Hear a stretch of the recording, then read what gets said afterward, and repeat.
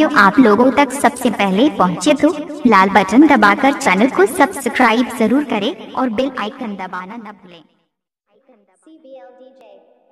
और जहाँ तक पीने पिलाने की बात है मैडम, शराब में जो डूबा ना उभरे जिंदगानी ने, शराब में जो डूबा ना उभरे जिंदगानी ने, लाखों घर बर्बाद हो गए इस बंद बोतल की पानी में। शराब में जो डूबा ना उभरे जिंदगानी ने, लाखों घर बर्बाद हो गए इस बंद बोतल की पानी में। बहारा में बनी गुजर हतिया वो तो हमारा मालिक के बारात,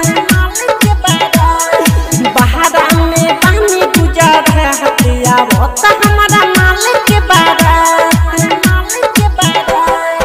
यहाँ पे ऊपर यहाँ से विनोद हतिया वो तो हमारा मालिक के बारात। दिल की क्या बात करते हो कि मेरा से अच्छा होगा। अगर यकीन ना हो तो डोली से झांक कर देख लेना जालिम, मेरा जनाजा तेरी बारात से अच्छा होगा। सब धज के जाई अपना पिया के घर, पिया के घर रहे पिया के घर, थार दी दे हम फोटो हमार, फोटो हमार रहे फोटो हमार।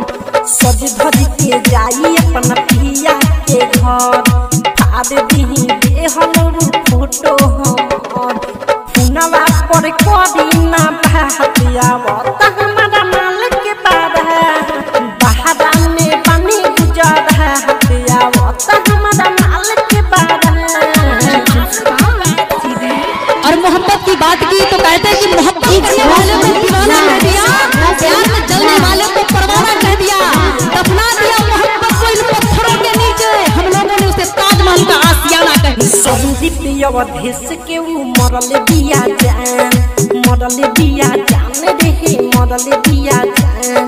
पागल बनवले बाऊ कर मुस्कान, कर मुस्कान रे कर मुस्कान।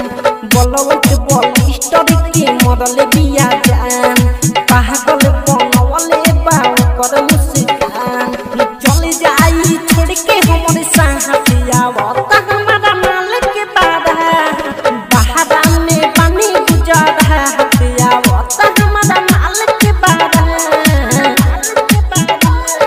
बहारा में बनी गुजर हतिया वो